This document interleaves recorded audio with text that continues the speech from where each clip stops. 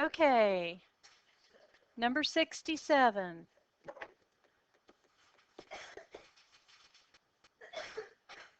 The limit as x approaches 0 of sine of x over 5x.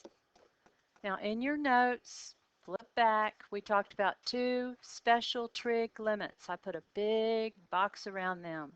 I proved one of them using the squeeze theorem. We also looked at the graph, and we found that the limit as x approaches 0 of the sine of something over itself was 1.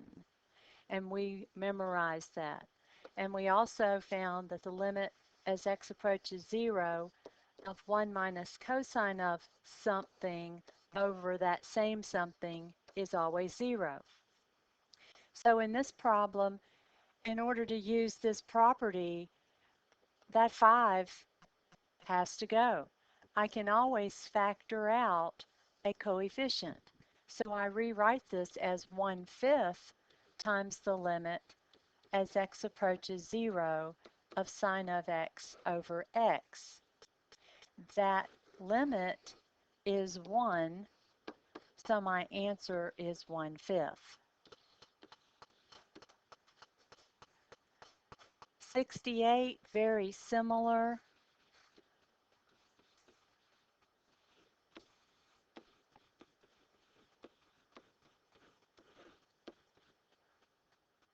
I know this limit is 0.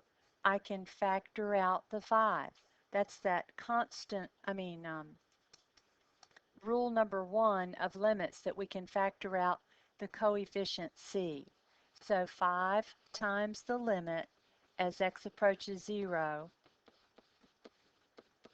of the quantity 1 minus cosine x over x, that entire limit is 0, so the answer is 0.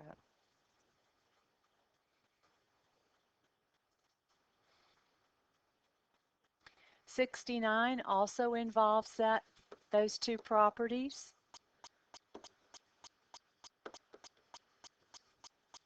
But you have to do a little rearranging.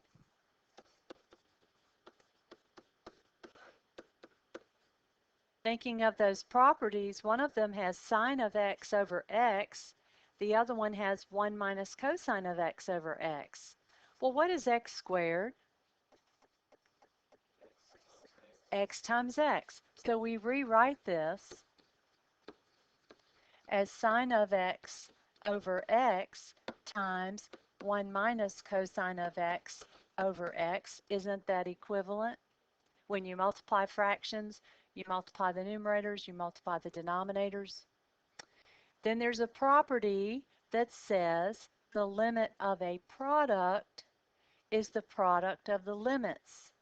So I can rewrite this as the limit as x approaches 0 of sine of x over x times the limit as x approaches 0 of 1 minus cosine of x over x.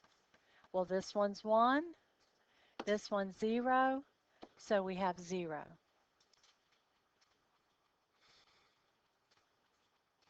Number 70 doesn't have anything to do with those. What's the question on number 70? Or did you just think, well, I couldn't do the first 3, so I'm not going to try the next one?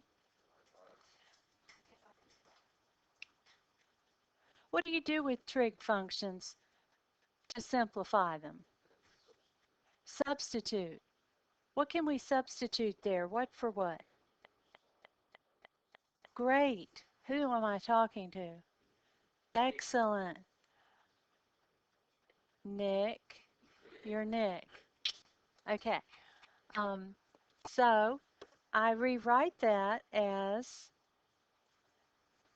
the limit as theta approaches 0 of cosine of theta times sine of theta over cosine of theta, and all of that's over theta. So what happens here? Cosines cancel. Now we're back to that special limit statement. The sine of something over that something, as the something approaches 0 is 1. So you get the hang of it? All right. Tell me what you would do in number 71.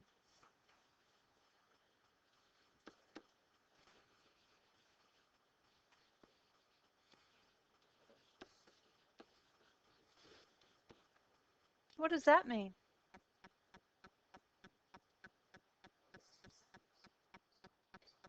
Sine times sine.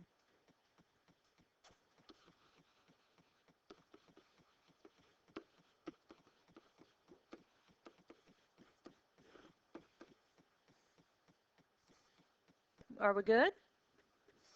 So where can we go from there?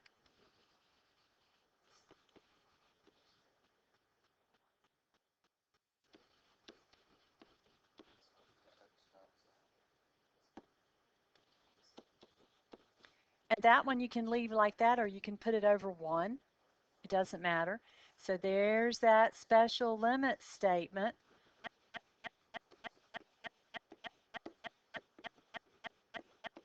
And we're multiplying it by the limit of sine of x as x approaches 0. Can you put 0 in that one?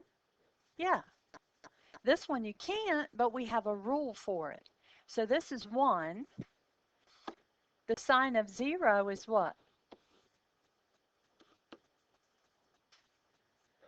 0. So the answer is 0. Okay? What else? Which other one did you have there? Okay.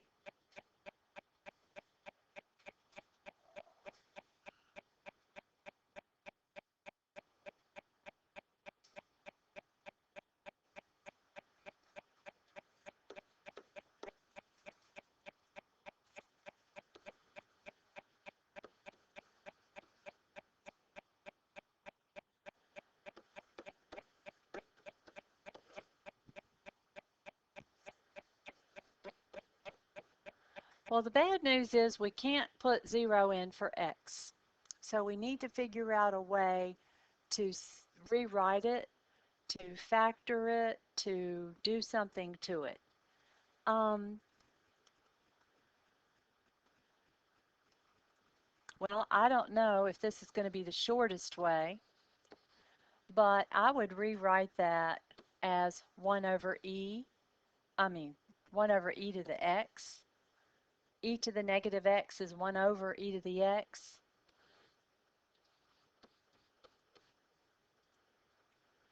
And let me think about this for a second.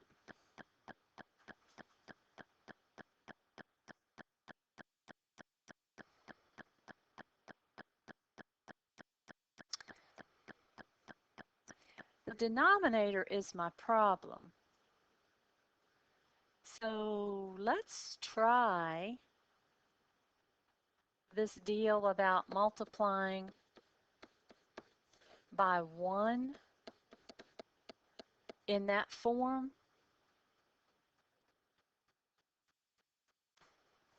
Don't know what that's going to do for me, but let's just try it. I don't know.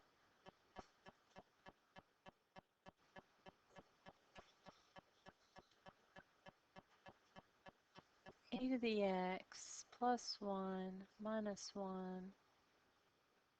minus 1 over e to the x. Okay, I'm not sure that's going to get me anywhere.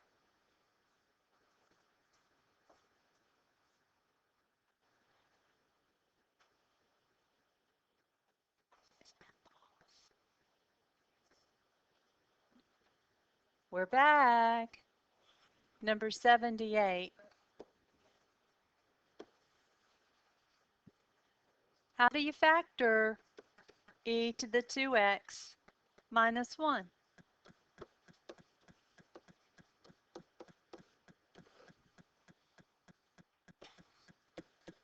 Okay, you don't know. Tell me, what is e to the x times e to the x?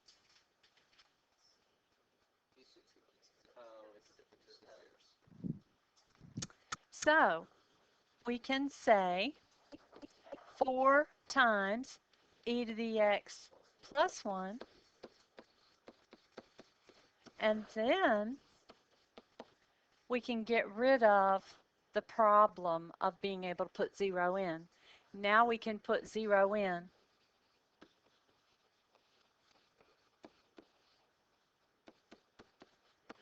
And e to the 0 plus 1, that's going to be 1 plus 1, so 8.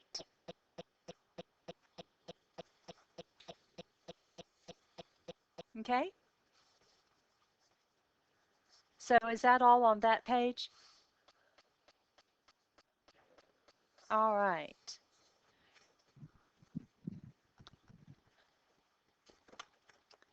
Page 98.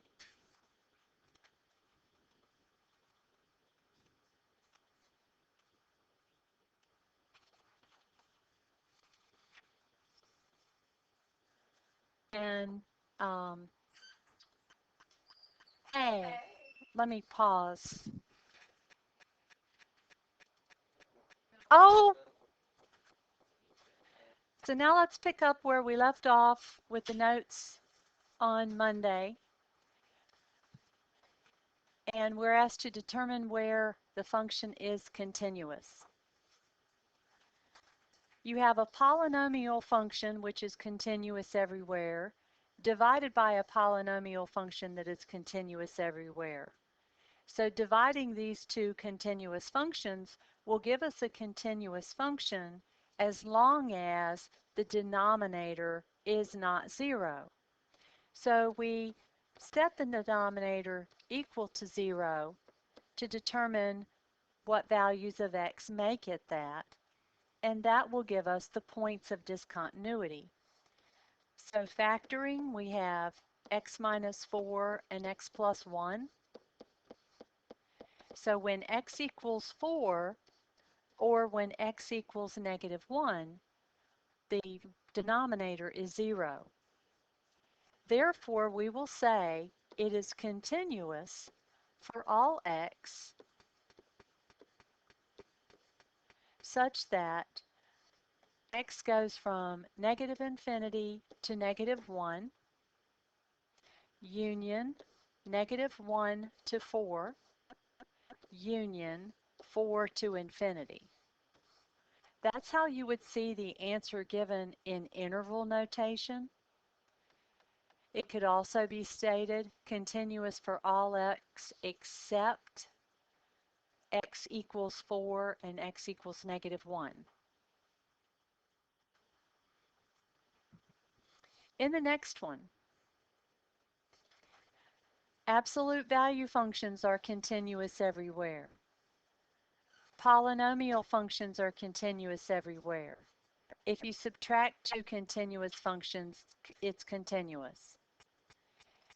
Radical functions with an even index are continuous on their domain. Radical functions with an odd index are continuous everywhere.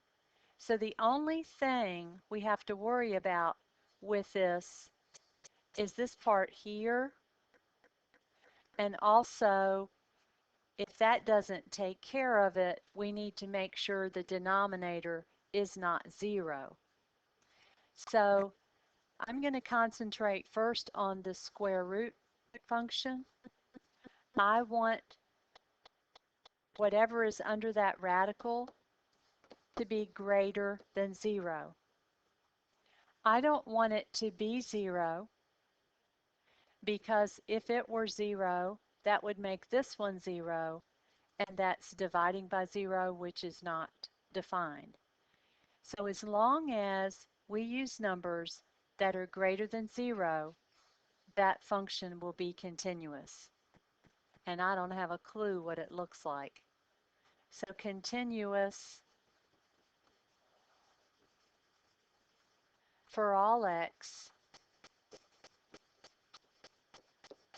greater than 0. Or if you want to use interval notation, don't put the bracket on the 0. The sine function's continuous everywhere. Polynomial, polynomial, continuous. But we're dividing, so again, we need to make sure that the denominator is not 0. What values of x make the denominator 0? Say again.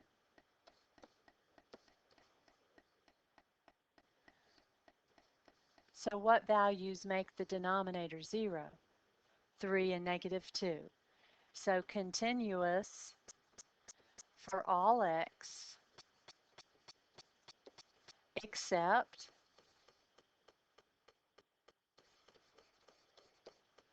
x equals 3, x equals -2, or again, interval notation, start the far left end of the number line, go to the next number, break, and then go from -2 to 3, break, and then continue to positive infinity. How about this last one? How would I determine where it's continuous?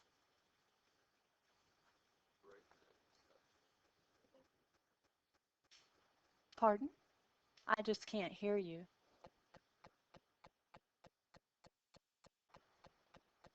What's going to cause the problem?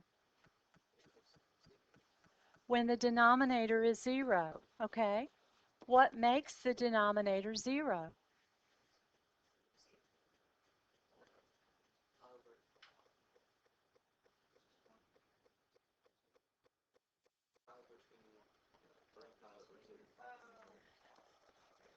Pi over 2, 3 pi over 2, 5 pi over 2, and so on. So you would state that by saying continuous for all x except x equals pi over 2 plus n times. What's the difference between these? How far apart are they? 2 pi.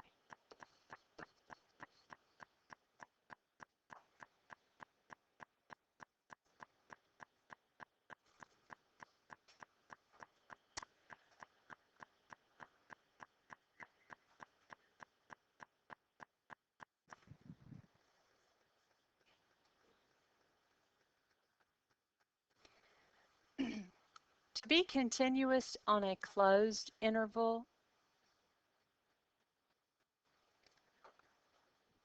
what's going on out the window? Something I need to see.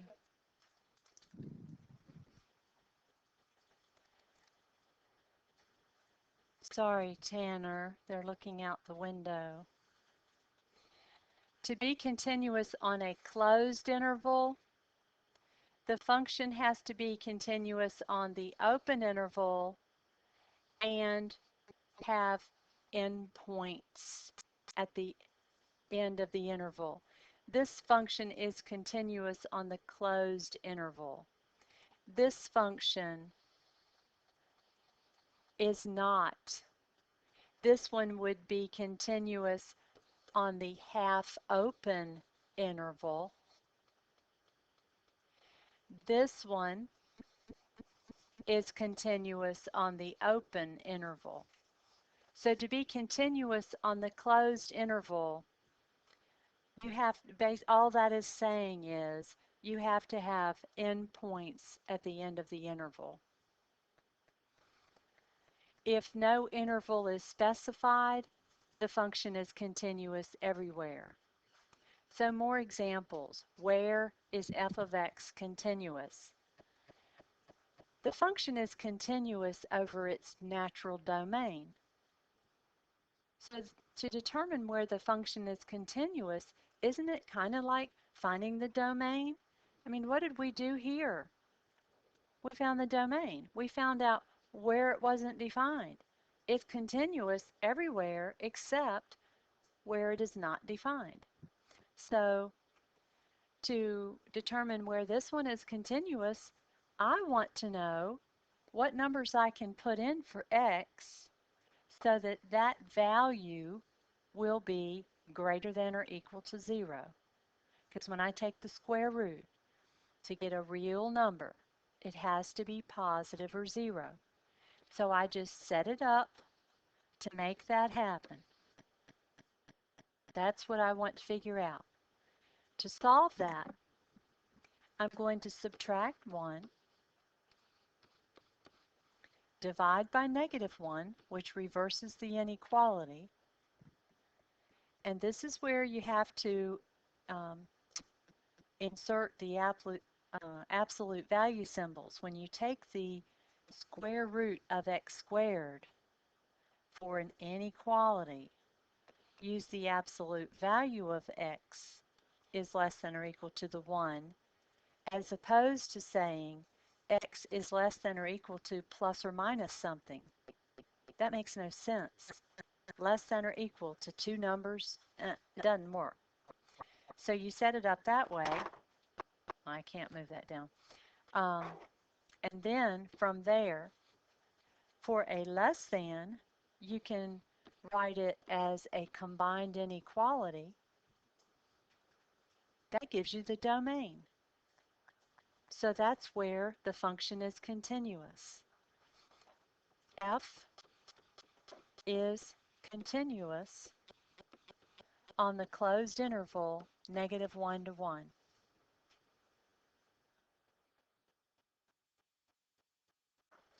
The next one's a little easier, but it's the same idea. Yes.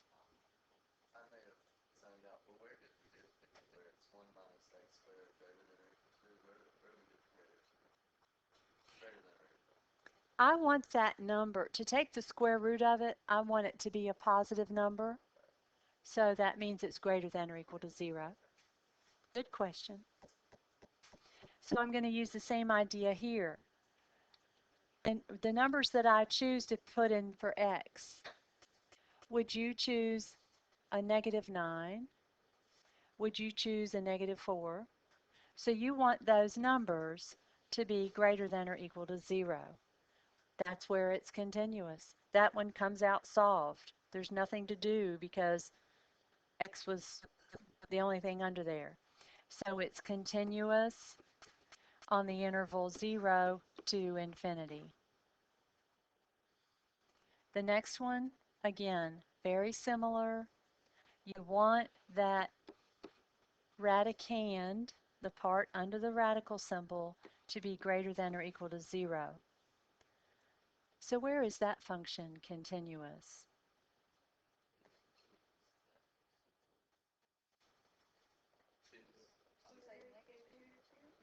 Say it again.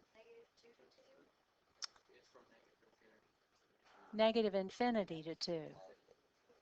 Because we're going to subtract 2 and then divide by -1. So from -infinity to 2, and the 2 is included.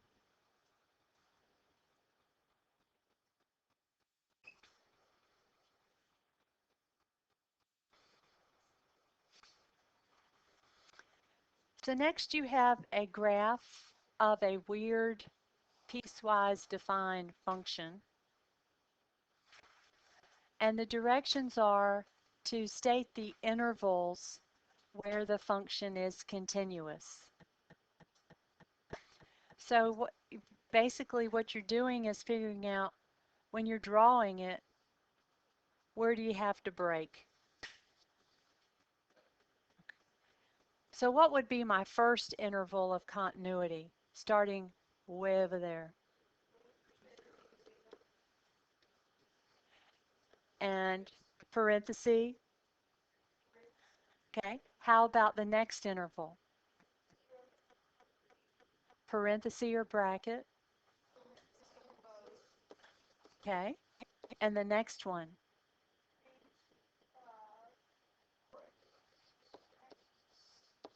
So that one is, that part of it's continuous over the closed interval. And then the rest?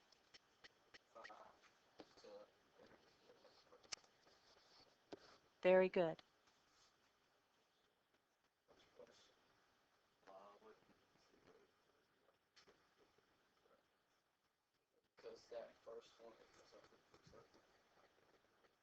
That's an open circle, and that one just keeps on going up there. It's implied to be a vertical asymptote.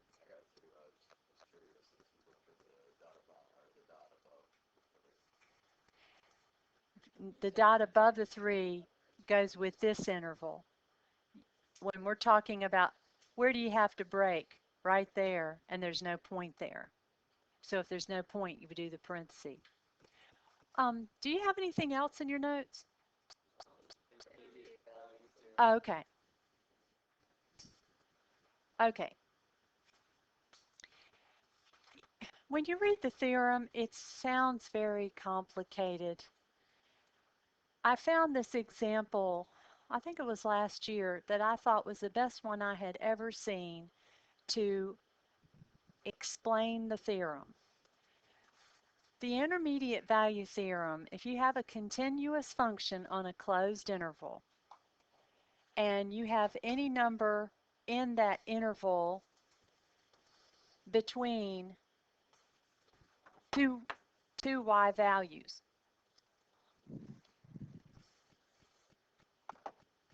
Didn't leave myself much room to write here. Let's say here is a y value, and here's another one, f of a and f of b, and w is some number in between. There is at least one number c in the interval a to b such that f of c is w. If I have a continuous function on the interval a to b, and there is a number w between f of a and f of b, there has to be some number c in between a and b that gives me that y coordinate. You know, and that's all right, but this I really love. A plane that takes off and climbs from 0 to 10,000 meters in 20 minutes must reach every altitude between 0 and 10,000, right? I mean, it doesn't go boop, you know, it could, and so during that 20-minute interval, it reaches every altitude. So therefore, the plane's altitude must have been exactly 8,371 meters at some given time. To me, that says it in a way you can hang on to better than this, but does that make sense? And the key is that it's continuous. If the function isn't continuous, then it doesn't have to take on every value between one and another. So in this example, what we're trying to do is find the number c in this interval -1 to 2 such that f of c is 1 if f of x is x cubed plus 1. So f of c is 1. F of c would be c cubed plus 1. Yes? And then I know that f of c is 1, so I put 1 here, and then I can solve for c. Subtract 1, take the cube root, c is 0. Is 0 in this interval? So we found the number c such that f of c was 1.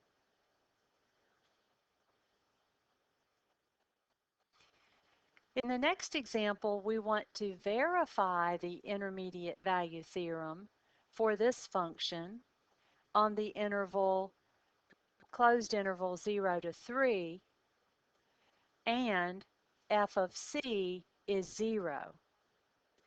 So to verify, again, we're trying to find this number c and ensure that it is in this interval.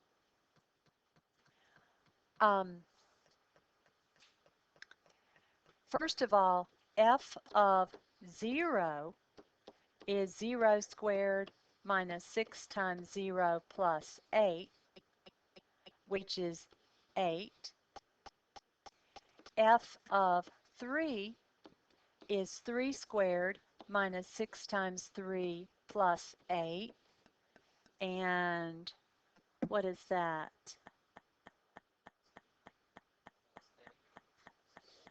-1. So we have f of 0 is 8 and f of 3 is -1. We know that f of c is 0. Well, f of c is c squared minus 6c plus 8. So since f of c is 0, I set this equal to 0 and solve.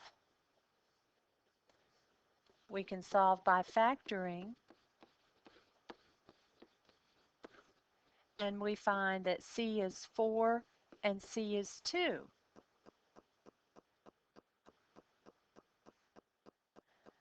The theorem says there's at least one number c in the interval. Our interval was 0 to 3. So what is our answer? 2. So we found at least one number c. There can be more than one, but just make sure when you give your answer that it falls in the interval. Both of them can fall in the interval.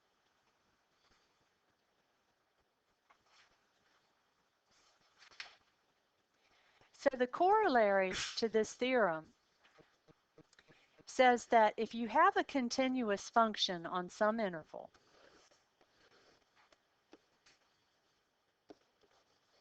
you can draw the function without picking up your pencil between a and b, and f of a and f of b have opposite signs, then there is at least one number in that interval a to b where f of c is 0. If f of a is negative and f of b is positive, and we have a continuous function, we have to cross the x-axis. Yes? So this is how we can find a 0 in an interval. That's what this next example will do. Use the intermediate value theorem to show that this function has a 0 in the interval 0 to 1. What that means is I'm trying to show that between 0 and 1, this function crosses the x-axis. I don't know if it's going this way or this way, but I'm using the theorem to show that in fact it does cross. So to do that, all I need to do is show that f of a and f of b have opposite signs. In this problem, what is a? A is 0. What is b? So if I want to find f of a, that's going to be 0 squared plus 2 times 0 minus 1. And what is that? What? -1. And then f of 1 is 1 squared plus 2 times 1 minus 1. And what is that?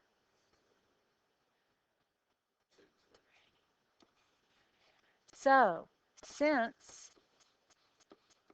f of 0 and f of 1 have opposite signs,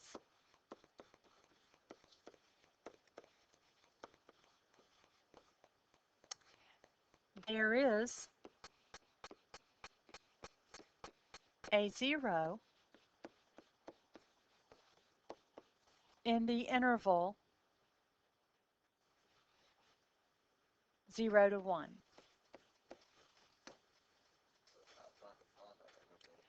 We're not trying to find the 0. We're just trying to prove that there is one there. Any questions there? Okay. Is that your last example? Okay. Yay.